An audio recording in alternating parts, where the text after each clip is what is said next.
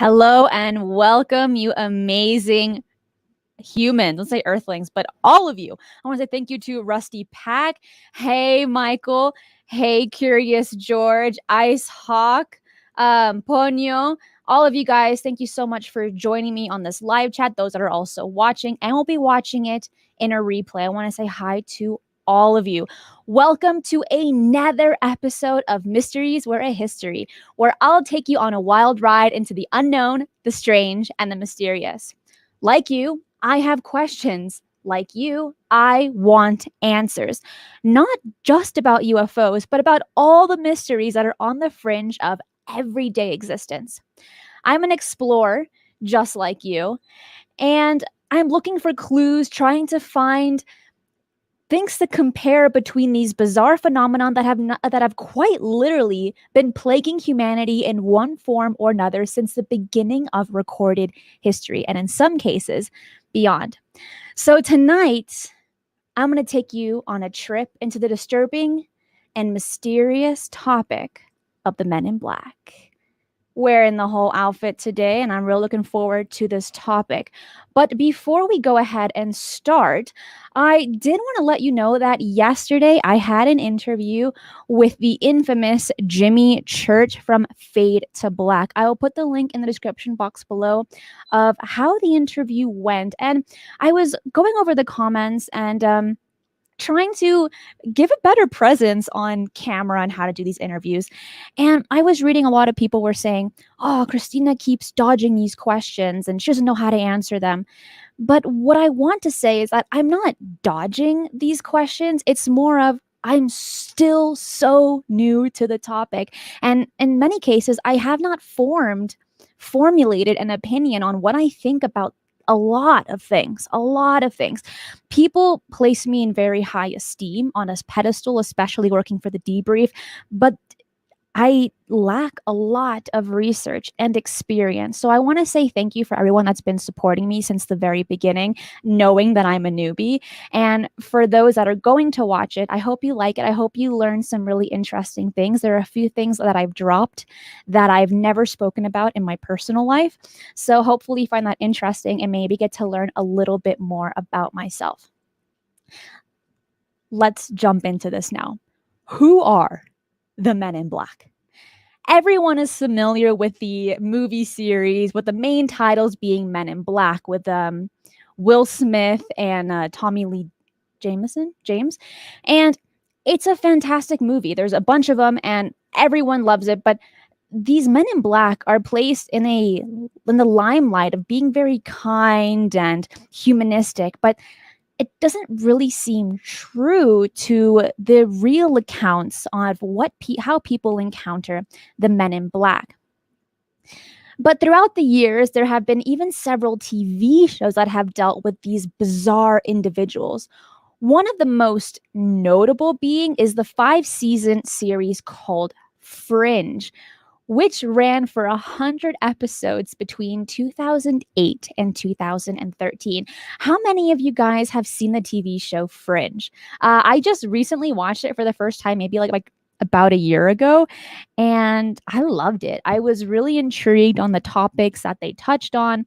I liked how they depicted the Men in Black, if you guys noticed. And if for people that haven't watched Fringe, I recommend it, even if it's just bits and pieces and not the whole series, because it's 100 episodes. That's a lot. But if you just have like a few moments or just a few episodes, I recommend watching it. One of the most notable things about the show, aside from the main characters, is, as I just mentioned, the Men in Black. The main character being September. And in the show, the Man in Black were portrayed in the style that many witnesses have seen them, okay?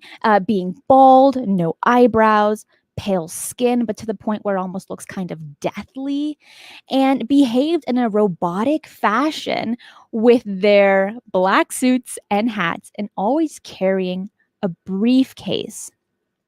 In the show, these entities turned out to be time travelers, observers from our distant future, and were traveling back to watch timelines leading up to the date where they would literally invade the past in mass. Okay, so these people from the future coming into our present day to invade the earth due to the resources that are here that they no longer have.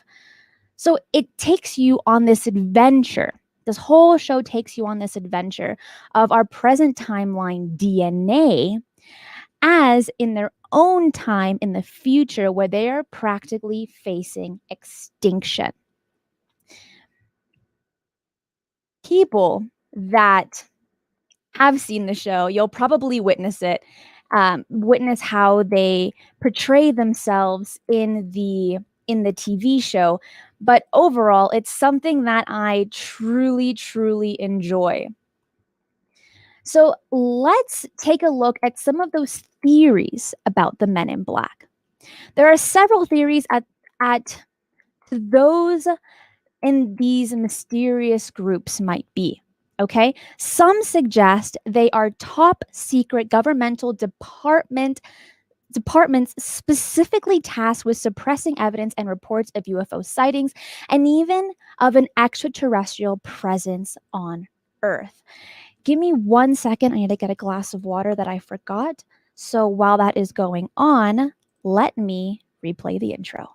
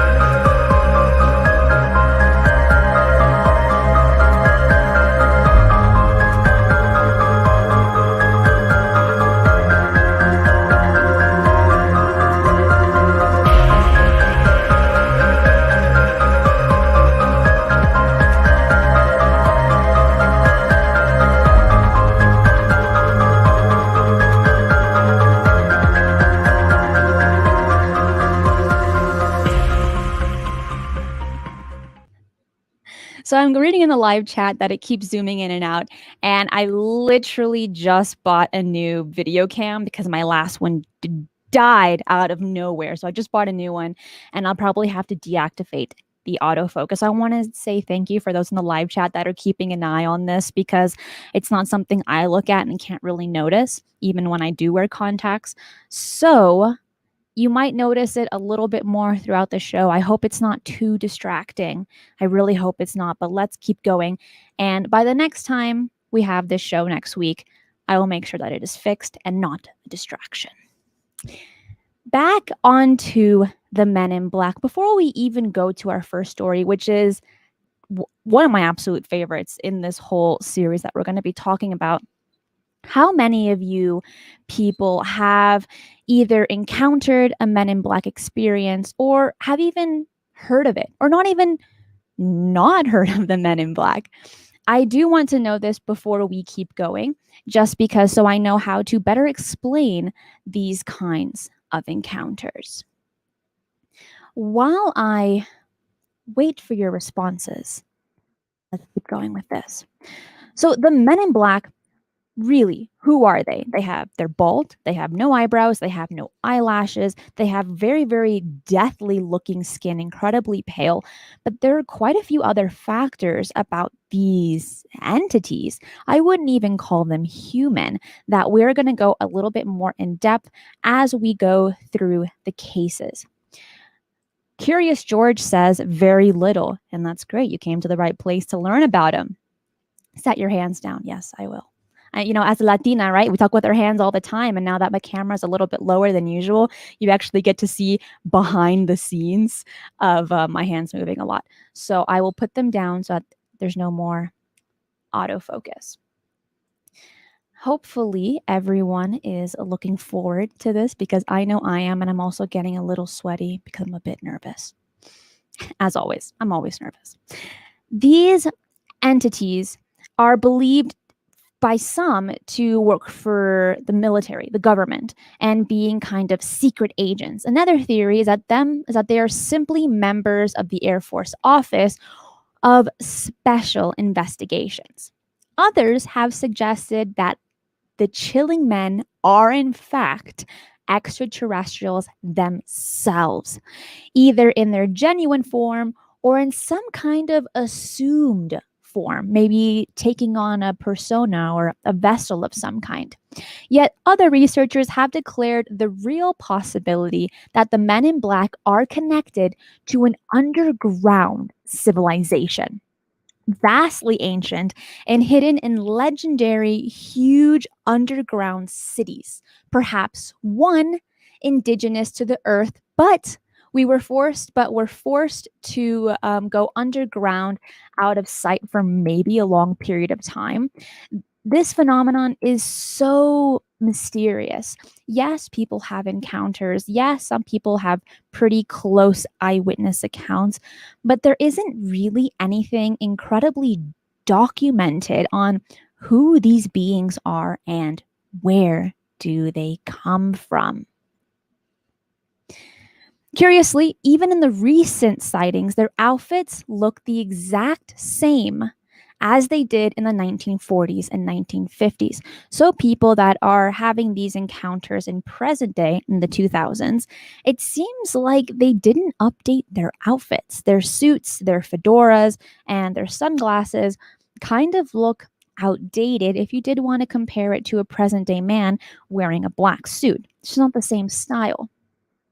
But let's go into detail a little bit more on what these entities look like. Given the accounts on record of eyewitness accounts, they particularly have paler than normal skin, very dark glasses, and robot-like mannerisms. And that's what kind of gives it away that they're not entirely human. Why, when people see these Men in Black, it just feels off. It just feels like they're not really there because they don't have a personality. Their speech is very slow and monotone. They don't really give any expressions when they talk, especially when you interact with people on the daily. You're going to notice that their eyebrows are going to go up and down. They're going to smile. They're going to frown. But these Men in Black just have one facial expression, and that's just a very serious, plastered face. And some people even describe their skin as being plastic, not necessarily skin, with pores and with textures the way our skin looks, especially if you're a teenager and have acne. I've been there myself. But these Men in Black have very plastic looking skin, described as some people who have witnessed them would describe it as. I hope that made sense. Many researchers have suggested that those strange entities are not connected at all to top secret government departments, but are in fact some kind of underground civilization. So it's not only a conspiracy by some, but by others, such as researchers, really do believe that they are from an underground civilization. But my question is, what would give that away? What makes them think? What makes the researchers think that they're from underground? Veteran researcher Nick Redfern, who is very famous, been on Ancient Aliens and several other TV shows, would state in 2011 that his research very much suggested that the Men in Black were underground alien army working its way into our lives. That sounds like a much like a stretch. So not only are these entities sharing this earth with us, not only are they not 100% human, but now they want to integrate themselves into our society by scaring people that see UFO sightings. That's where I find it a little bit confusing. But indeed, Renfield is not on his own making such claims. We have documented several researchers, including David Jacobs, who would claim that the same reason and agenda of alien abductions was very much the same to these encounters with the Men in Black, that they want to take over humanity through hybridization, essentially to control us from within. So people might be scared of China coming through and infiltrating, but I'm thinking we should be a little bit more scared about those that might look a little less menacing, right?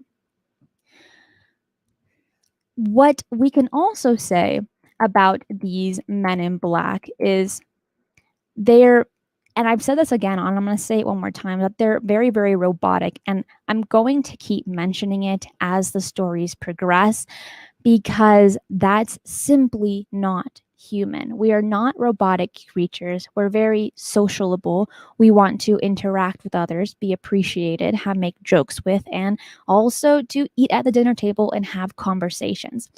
These entities are not at all like this. And you'll see some examples in the TV show Fringe where they don't even have taste buds. Now, is that true? I don't know, but I did really like that kind of characteristic to show how bland their personality was, to show how robotic that their persona was. Because when you like foods, when you have an interest or you have likes or dislikes, that means in some way you're kind of having a personality. But in this case, they didn't even have taste buds.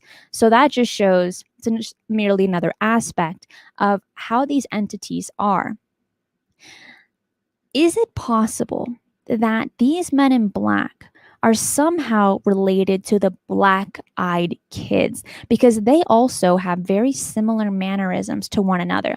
For those of you that don't know who the black-eyed kids are, I did an episode just last week on the whole topic. So if you're interested, take a look at it and then come back to this show so that you can put the two and two together and maybe come with your own conclusions on their similarities or on their differences, because we have not yet gone into the case studies. We talked about what they look like. We talked about kind of how they act. But now let's throw in some real life examples. And let's start with not only one of my favorites, but one of the most recent recent and popular documented accounts. This one took place in 2008, not too long ago. This notorious encounter with the Men in Black happened recently on October 14th, 2008.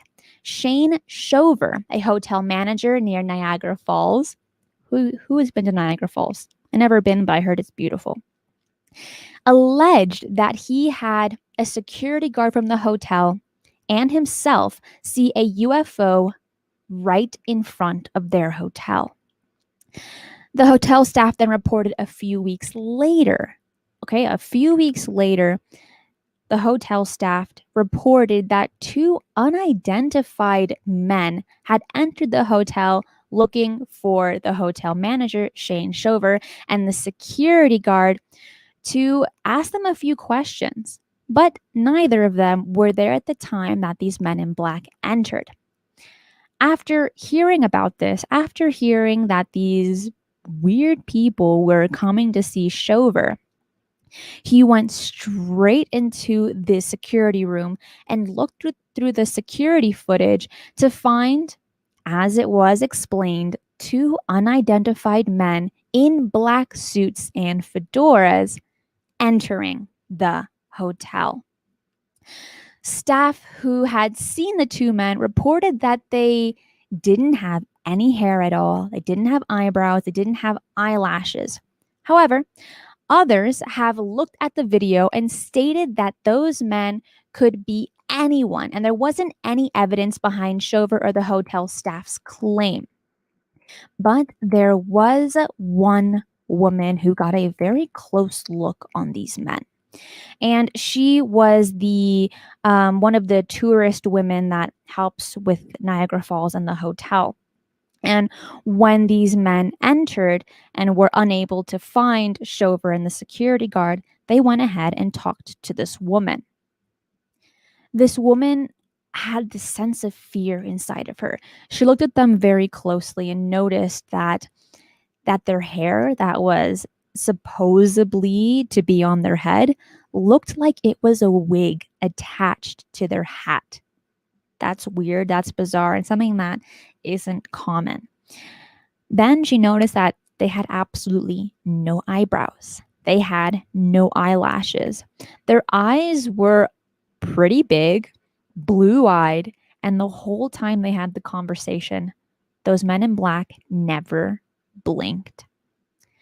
For those that have done blinking contests, either as a kid or even in present day, you'll know that you can only hold your eyes open for a good amount of time before they become incredibly dry, and then you'll blink uncontrollably to rehydrate your eyes.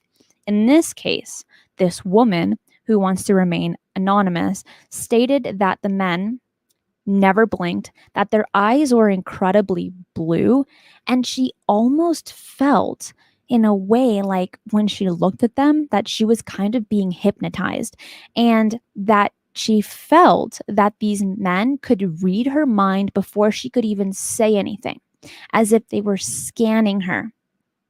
This is why some researchers believe that they are kind of similar to aliens or even the black-eyed kids, because both of them are able to hypnotize straight through the eyes and can somehow read your mind. That's pretty freaky, and a lot of us do not like our minds to be read. So this woman had a very, very up close and personal encounter. But when she did state that the hotel manager and the security guard were not in, they became incredibly frustrated, agitated, and a little bit hostile to this woman, but they went ahead and left. As they were exiting the building, people that witnessed this, people that saw these men come in and leave, felt a little uneasy. And they noticed through the video footage when the hotel manager was looking, they looked abnormally large when compared to another man exiting the elevator doors, or like the front doors of the hotel building. That's pretty weird. And also, I like the fact that he was able to compare these men in black to another person next door, right next to them, so that they're able to compare the two and understand their characteristics and maybe even their height. Throughout all of these men in black cases, they're considered to be very intimidating, very scary. And we don't really understand why. Is it because of their hypnotizing eyes? Is it because maybe as humans, our sixth sense kicks in and we're unable to kind of put our finger on what these beings want or exactly who they are?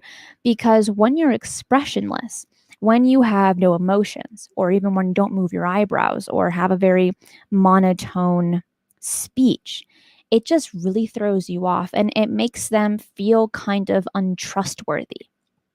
Especially, we know with basic psychology, eye contact is incredibly important to gain someone's trust, but to also seem soft or aggressive, depending on how your eyes speak to someone else. In this case, their eyes are expressionless, big, blue, sometimes glowing red, but in a way, kind of hypnotizing you either to read your mind or maybe even do something that we don't know about. It makes you think, do these entities have superpowers?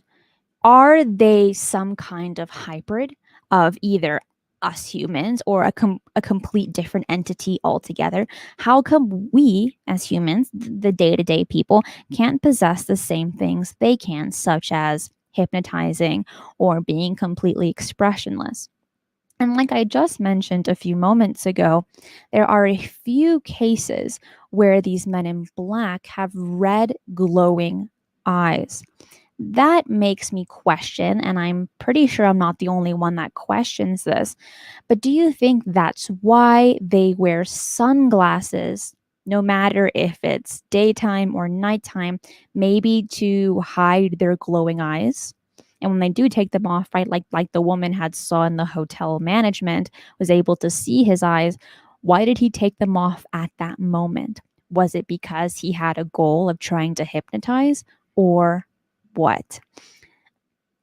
The same thing goes for the movie Men in Black with Will Smith.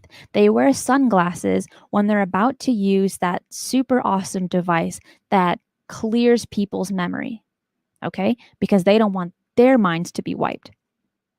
What if these what if in real life they don't really have these tools, but their eyes can do it for them? I want to hear your thoughts on that, because this is merely speculation. And even researcher John Keel also suggests that they have some kind of brainwashing technique that we are not really familiar with, because those that he has interviewed have stated that they kind of feel nausea, confusion, and amnesia. These symptoms sound remarkably similar to those that have alien abductions. Very, very similar. And again, that's why people might think that there is something that ties the two and two together. With these people, they always appear unannounced. Well, not always, but a sufficient amount of time. If they don't give you a phone call, they're going to appear to you completely unannounced. And usually they come in their business suits. They never change their outfits. And they tend to come in sets of 3, but it is not uncommon to see them in pairs either. Here is a story, and one of the most first recorded stories of the Men in Black, and that started in 1947 by the name of Harold Dahl. This one is one of the most famous accounts of the Men in Black, just because it is one of the very first that was publicized. So Dahl was apparently out on his boat on the Puget Sound in Washington when he saw 6 donut-shaped circular objects appear in the sky.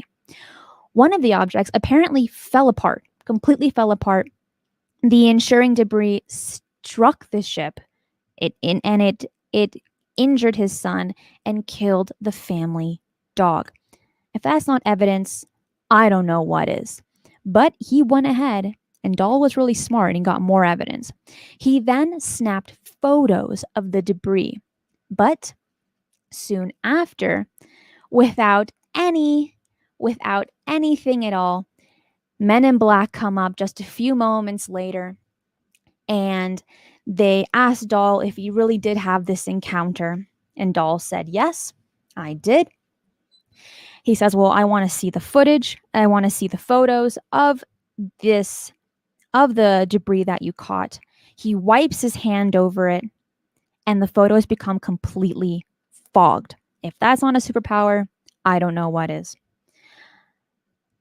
I want to tell you that I'm taking off my jacket because I'm a little bit sweaty and nervous, as always, but maybe take this moment to subscribe to the channel, hit the like button and notification bell, as we have a ton of other really exciting topics that we'll be covering for as long as this channel is alive. Also, for those that have a specific question or want to make a certain kind of statement, the best way to get my attention is through super chats, because as always, it's very difficult for me to read what I'm reading and read the super chats and keep a very stable mindset. So please, super chats really help my channel, but they also get my attention as well. So thank you so much. With this story with Dahl, how first he gets evidence and takes pictures of the debris. His son gets injured. The family dog dies. Okay. He takes pictures. The men in black come completely unannounced. They did not give him a phone call or anything.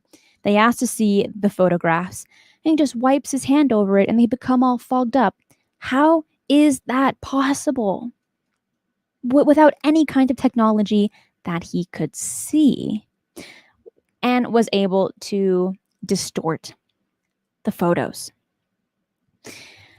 Later on, the entities told him, said, you really don't want to talk about this to the public. And he didn't. He went over and to all the news outlets that he spoke to, he said, no, I'm sorry, it was a complete hoax, kind of like what happened in Roswell. Okay, similar connection. He says, no, it's a complete hoax, none of it's real. But then several years later, he goes back to his original story and saying, actually, seeing these crafts was real. I did take pictures of it, but then the men in black came and made me disregard the information. Thank you so much, Jack. I really appreciate it. Thank you so much. And what we can say about these men in black and with disinformation agents in general, okay? What if the men in black are disinformation agents, which we're going to go a little bit more into. But there is so much lies covered with truths. Truths cover with lies, lies cover with lies, and truths covers with truths, okay? As we know with one account that we're going to get into, but let's talk about Richard Doty for a second. He says, you're going to encounter at least 20% truths and about 80% lies when he was talking to these people. Maybe the same could go for these men in black entities. Those that are talking to them, maybe giving information. How much of it is accurate? Tim says, there are fourth dimension negative beings associated with grays usually. Tim, now I haven't heard of that they're associated with grays, but I find that really interesting. If you can share where you found that, I'll read it. I will read it 100% and go through it, because there's only been speculation on it, but nothing that's fully concrete, and especially using the word grays, that's a big one. That's a big one. Then just a few years later, there was an encounter of the Paul Miller encounter in 1961. This has to be one of the most intriguing encounters of an experience with men in black, because Paul Miller has some really juicy stuff on this topic. And this happened in North Dakota in November of 1961. Miller and 3 other friends, so that means he has witnesses, were returning home following a hunting trip. Just a regular trip, guys going out, having a good time. As they drove along the road on the way back, they noticed this strange object appeared overhead and landed in the field nearby. Just nearby on the roadside. So this is really, really close to them. As they slowed their vehicle down and watched this object, at first they thought that maybe it was a plane crash, right? I mean, that's the sensible thing to think. But they were astonished to witness that the object just vanished in thin air. If it really was an airplane, it wouldn't have vanished unless maybe it was going through the Bermuda Triangle or something. They drove off, contemplating this bizarre scene that they had witnessed and just questioning what was going on. But then, while they're contemplating this, while they're chatting amongst themselves, the object reappears. This time, however, two humanoids would step out from the object. They brought their vehicle so Miller and his friends brought the vehicle to a complete stop. Miller stepped out and aimed his gun at the strange figures, firing once and appeared to wound one of them. At that point, however, with fear rising in them, the four men fled from the scene.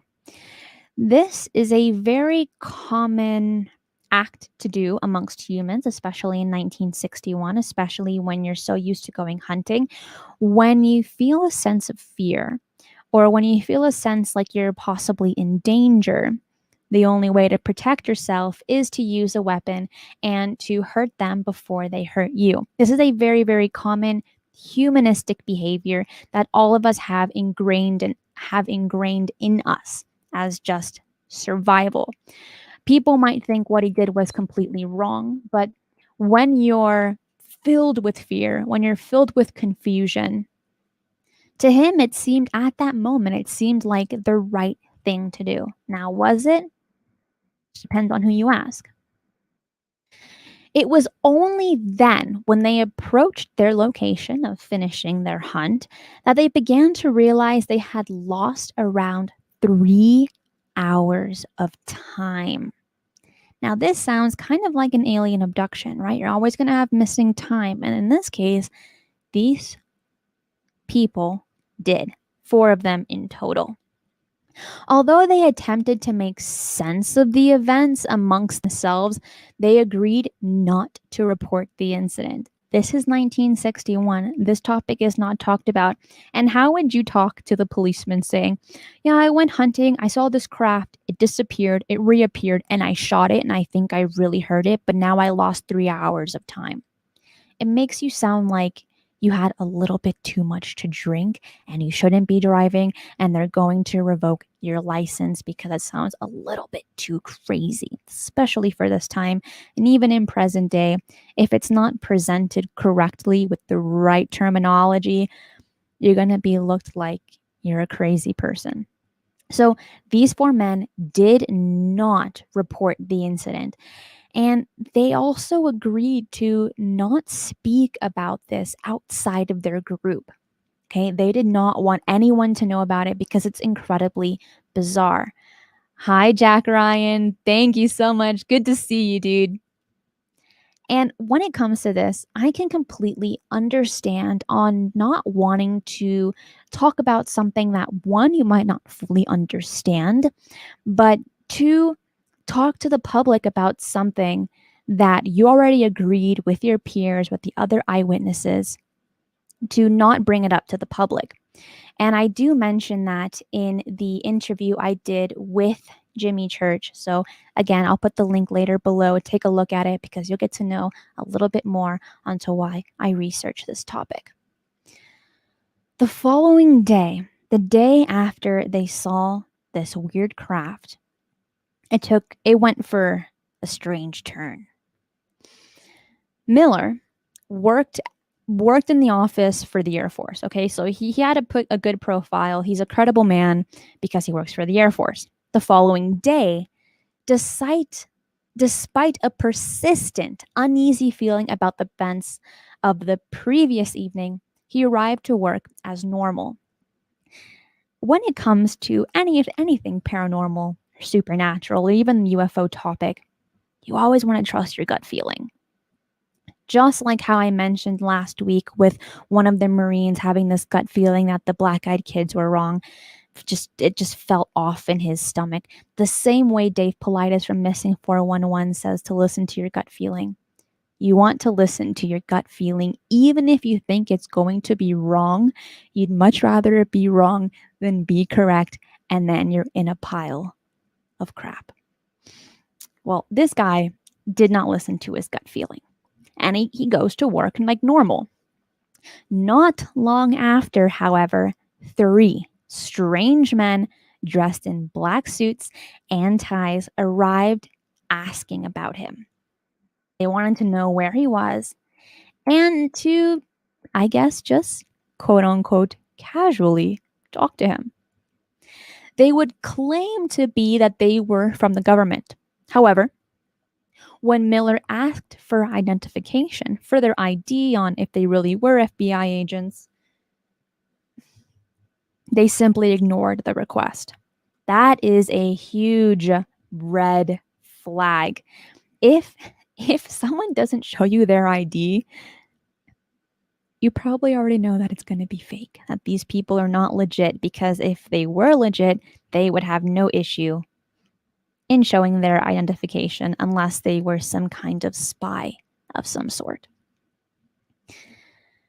But these men in black ignored his request of showing their ID. It was when they stated that, "We're hoping you can tell us the truth of the sighting you had last evening," was what put chills down this guy's spine. He was thinking, I didn't talk about this to anyone except my friends, the people I was with, unless they spoke out about it. But we all made an oath that none of us were going to speak about this. How did these 3 men find out, not even 24 hours later, what we saw? How did they find me? And why are they asking me these questions? He couldn't put his finger on it. When he questions them, he says, well, how did you know about this? The men in black simply claimed that they had a report on it. How did these guys get a report on it? And we're going to go a little bit more in depth on how spontaneous these people are. People, air quotes, entities, because they seem to get the information before anyone else does. They seem to get things that are not even made to the public. If there was any doubt in Miller's mind that these agents were indeed serious, they would process to inform him of such details that he realized they knew everything about Miller, where he worked, what his name was, his age, his personal life. These guys knew everything about him, and he could tell. He could tell that everything was on file. Even more intimidating were several questions they asked concerning the incident the previous evening, were as if it was perfectly obvious to Miller that they already knew the answers to the questions they were asking Miller. And they could tell if he was lying about it or not.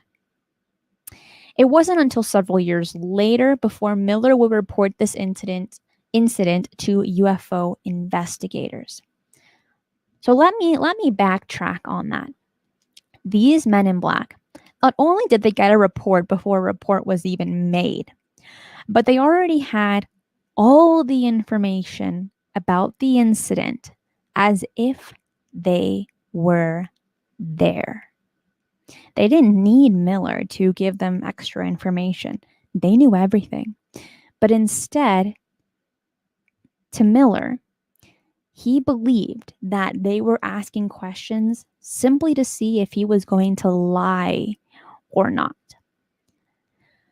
That's a pretty bizarre superpower. And I guess how we could look at it, if we had to bring something else into it to maybe give an explanation, to possibly give an explanation for our human brains to understand, is what if these men in black possess remote viewing? What if they practice remote viewing and are able to see how this incident happened and not really needing anyone else to give them information because in a way they were kind of there? That is 100% merely speculation. I do not know this, but that would be the only way that I personally could try and understand it, is if they could possess remote viewing, or if they could jump back and forth through time, like in the TV show Fringe. This next story took place in 1978, and the man we're going to be talking about is called Herbert Hopkins. What people don't know about Herbert that makes him a very credible man was, not only was he 58 years old, but he was a doctor and a hypnosis doctor. I think I said it incorrectly, but he practiced hypnosis. Okay. So he understands the human mind. He can understand how you can fabricate memories, how your imagination works, but also how to unlock blocked memories as well. And I find that a really big deal in this story and in all stories when it comes to anything to do with aliens or the paranormal, because these kinds of doctors, these kinds of specialists can get details or can understand things maybe better than those that don't practice this kind of profession. So Dr. Herbert Hopkins was working as a consultant on a UFO case in Maine. That's another big thing, okay? Not only does he practice hypnotherapy, he was also a consultant on a UFO case in Maine. So he's getting a lot more information on this topic. One evening, he received a phone call from someone saying that they were an advocate for the UFO community, asking him if he could visit Hopkins to discuss the case. Hopkins, I was a little bit confused. He said, I mean, sure, I guess. And he gave the advocate his address to his house. Already a mistake, right? As soon as he hangs up, just a moment later, there's a knock on the door. In 1978, cell phones were not yet invented, and cell phones in your car were also not invented yet. So it is practically impossible for a phone call to be made, the address given, and then just moments later, there's a knock on the door of that UFO advocate for the community. Unless there could possibly have been a phone booth a few inches away, but phone booths are going to be in public areas, are not going to be necessarily in neighborhoods. So if that was the case, this man had to walk or to drive, it would take a good amount of time. But this one took seconds. It was so fast. It was as if the men in black already knew where this man lived, and they could have teleported, or they had technology given to them by the government that had not yet been released to the public, such as car cell phones that were going to be given out to the public just less than or about 10 years later. That's a possibility. But for Hopkins, it just seemed a little too bizarre.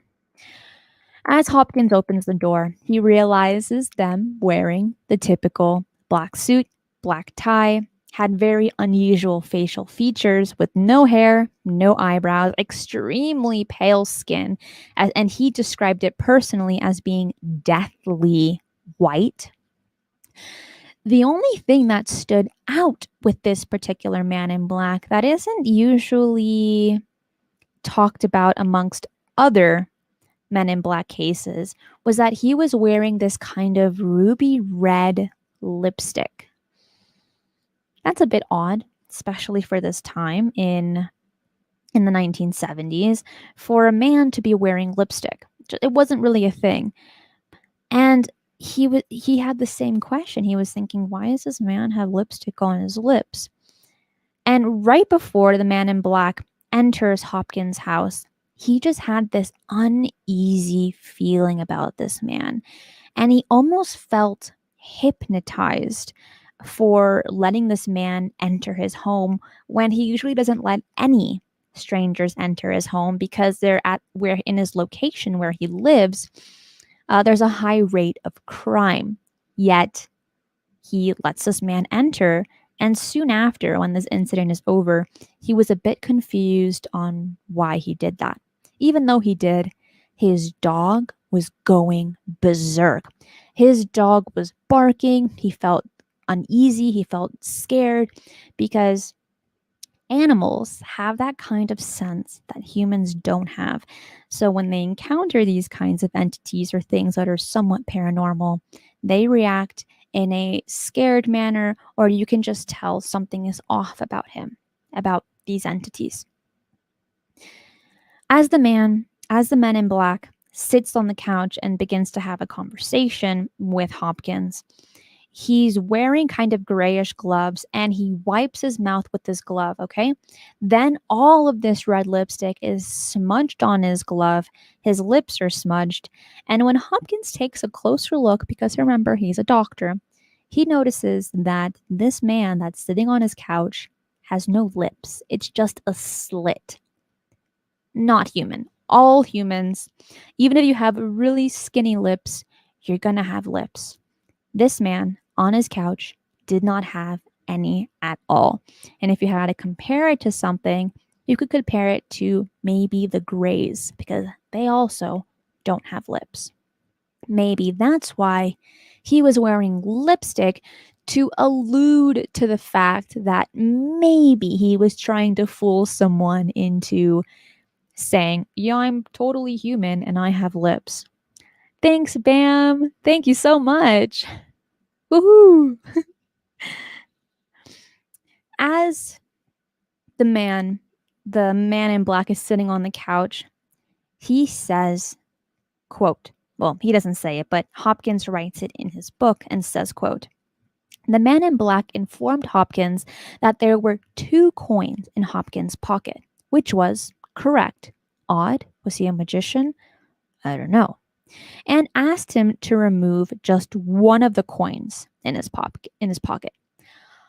Hopkins complied and held the coin in his hand, a shiny, brand new penny, right in the center of his palm.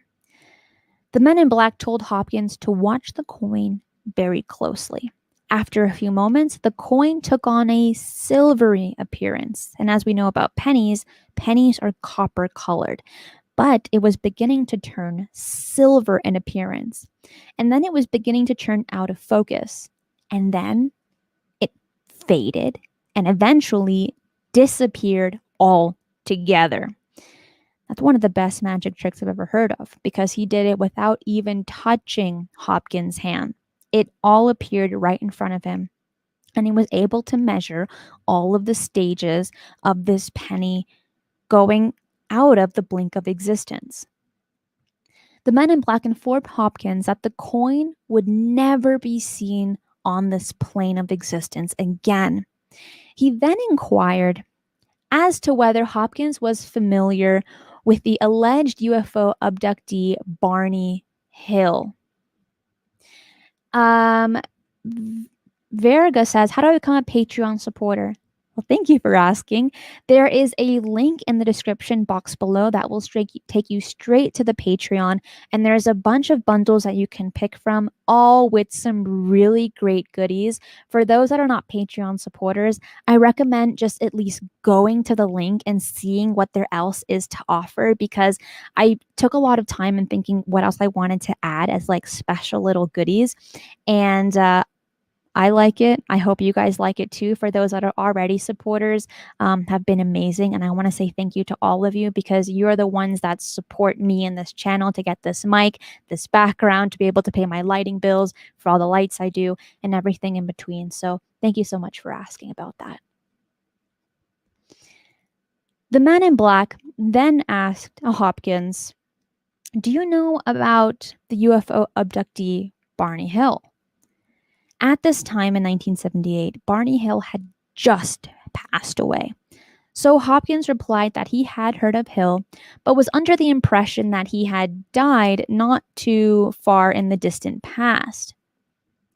Then this man, sitting on his couch, informed Hopkins that was completely correct. He just recently died, but that Barney didn't have a heart. And then the man in black said, just like how you no longer have a coin in your hand. It should be noted that Barney Hill did die of a cerebral hemorrhage. So it's a bit odd that he mentioned that Barney didn't have a heart when he died of something in his brain. Then the men in black gently suggested that Hopkins destroy any material he had to the UFO case. And Hopkins obliged. He said, okay, you got it. I don't want to die anytime soon. I'm gonna keep everything on the down low. Hi, John. Good to see you. He says, think they could be interdimensional, like the large, tall beings seen walking out of portals on Skinwalker Ranch, as Cole Alexander said on episode 3 of Skinwalker History Channel show this year. Walking on portals. That's it. There hasn't been any cases of how they get from one location to another. It is said that they drive a regular car, which we're going to get into in just a moment. But as for using portals, I have not read anything about it, but it's a possibility. I'm open-minded to the possibility that that could happen, because how can they get from point A to point B so quickly, like with Hopkins' story, where he hangs up the phone and he's already at the front door? How else can you get there? Is it a portal? I don't see why not. Unless they have some kind of technology that isn't maybe a portal but could be something else. I don't know. I want to talk to one of them and be like, sir, please give me the answers. Fixer said they could be wearing rubber masks. It would explain the lack of hair and weird slit mouths. Fixer, I like where you're going with this. I like that.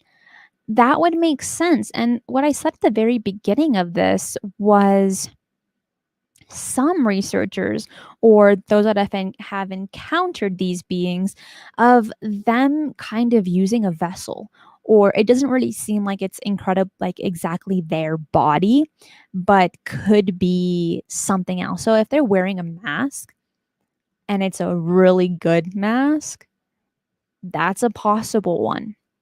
That's a very, very possible one. What I want to state, because I can't believe we're already out of time, this 1 hour flew by so quickly, but I wanted to get to John's question about portals, and I wanted to talk about what they use to drive. What witnesses have seen with these men in black is that they drive kind of big black cars, like typical military cars, either Cadillacs or GMCs, or these like very stereotypical boxy black cars that you kind of see in the movies.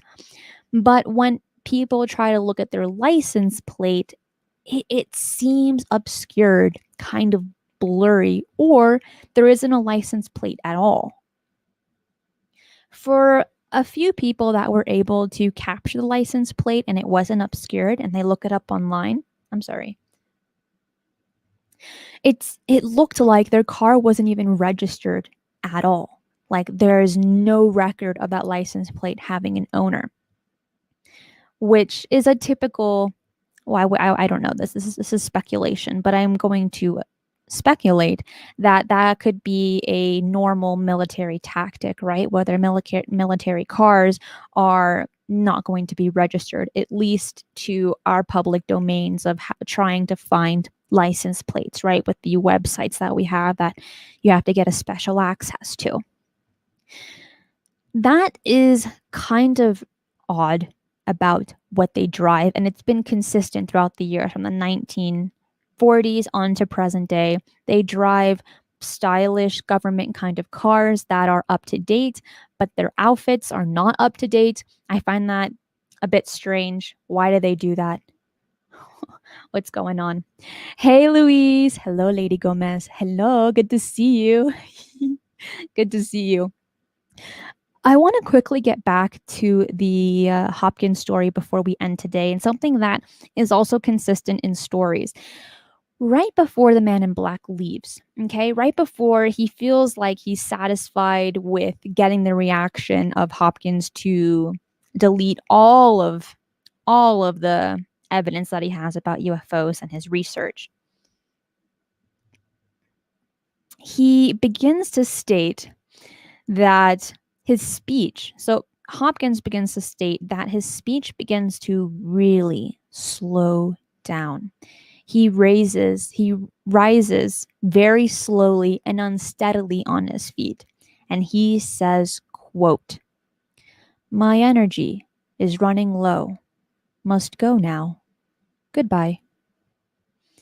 And then, as he's exiting the door, he's clinging to the railing. He climbs down the stairs, foot one on one step, and then he brings the foot right next to the first foot on the next step. He didn't look healthy at all, right? Because when you're a healthy person, you're going down the stairs, you're gonna go 1 foot at a time, going down each step with a little pip in your step, you know. But if you're sick, you're gonna go one step at a time, very, very slowly. This is somewhat consistent in a few Men in Black stories where, after a certain period of time, they just get drained. And it seems a lot faster of a drainage than compared to you and I, normal people. So it makes me question, why are they getting drained? What's draining them? How do they recharge? Where do they go to recharge? Do they need to eat? Do they need to sleep? Do they need to get some kind of fluid injected in them, like a battery pack? I don't know. From all my research, I have not found an answer to why these men in black run out of energy so quickly, and then they just leave. They just leave as soon as their energy leaves them, which I guess is normal between us humans too, right? We're at a party and we get tired and we just want to go home and sleep. But these entities don't show like they need to sleep or need to eat. They just need to somehow, in some way, recharge. Tim says, "Enjoyed your talk on Jimmy Church. Hope you continue your good research. Much of this is interdimensional, in my opinion." I don't agree. Thank you so much, Tim. And I don't disagree with you. Is it interdimensional? Well, you have these weird entities going from one place to another incredibly fast. You're having very non-human entities, right, with their expressions and how they are described. Are they interdimensionals? It is merely a possibility. Again, a lot of us do not have the answers, and as Jimmy has said to me on the show Fade to Black, if someone tells you they have all the answers, you better run, because people in this field do not have all the answers. They're looking for them. We're all looking for the truth. We're all here to find out what's going on. But if someone tells you they have all the answers, they're BSing you. And that's why I say all the time, I don't know. I don't know what's going on. And I'm open-minded to things that we talk about, but I'm not the person that has all the answers, and I'm not a specialist.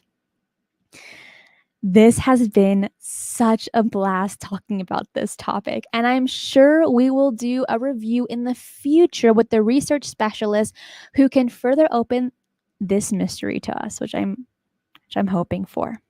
Thanks for joining in with me today. Make sure to share this with others. And a huge thank you, as always, to my Patreon supporters. And if you haven't already, you can help support my channel by becoming a Patreon supporter. Just click on the link in the Beacons page below. And most importantly, as always, keep your eyes on the skies.